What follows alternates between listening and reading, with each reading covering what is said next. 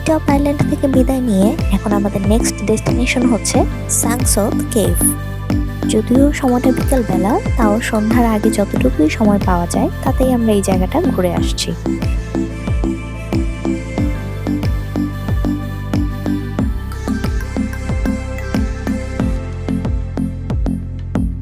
জায়গাটা টি-টপ আইল্যান্ড থেকে খুব বেশি একটা দূরে নয়, তাই সেখানে পৌঁছাতেও আমাদের খুব বেশি একটা সময় লাগেনি। এক অনবদ্য সৃষ্টি দেখে এসে এখন চোখ দুটো অপেক্ষা করছে সাংসুদ কেভের সৌন্দর্য দেখার জন্য। কিন্তু এখানে এসে এত এত টুরিস্টদের ভিড় দেখে একটু ধাক্কা খেলাম। এক মুঠো সময় হাতে নিয়েই এখানে দেখতে আসা, তাতে পুরোটা ঘুরে শেষ করে পারবো তো? যাই হোক, সবগুলো চিন্তাকে একপাশে রেখে পা বাড়ালাম কেভে ওঠার সিঁড়ির দিকে। টুরিস্টদের ভিড় দেখেই বোঝা যায় এটা খুবই একটা ফেমাস জায়গা।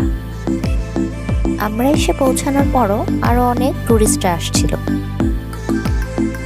টুরিস্টদের ভিড় দেখে যতটা না ভয় পেয়েছিলাম, কিন্তু উপরে উঠতে ততটা বেশি সময় লাগেনি। যতটুকু জানতে পারি, it's the most stunning limestone cave and also the biggest cave in হালংবে।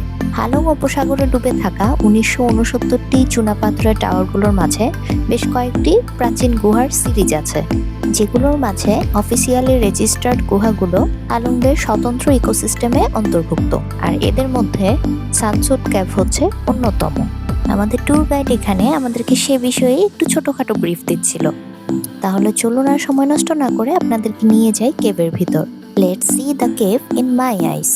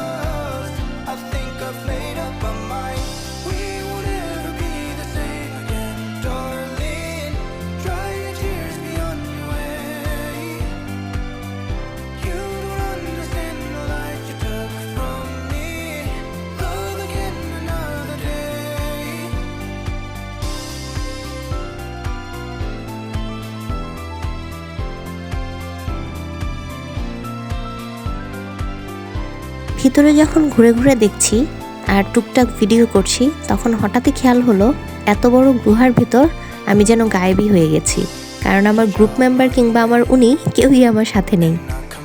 Video করতে করতে কোনো দিকে খেয়াল না করে এমন জায়গায় এসে পড়েছি আমার গ্রুপ থেকে আসলে আমি আলাদা হয়ে গেছি। বাট অ্যাট লাস্ট ওদেরকে পেয়েছি অনেকক্ষণ পরে।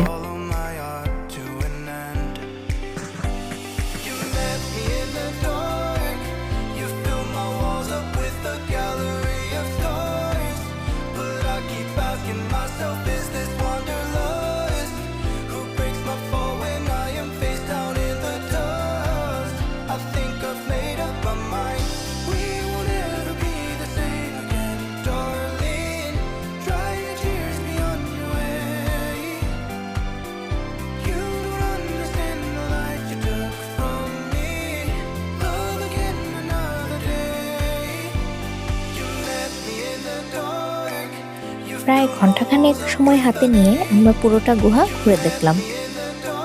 আসলে পুরোটা বললে ভুল হবে, প্রায় 12,000 বর্গ কিলোমিটার এরিয়া, এতটুকু সময়ে তো ঘুরে দেখা সম্ভব নয়, তাই যতটুকু পেরেছি ততটুকুই দেখেছি।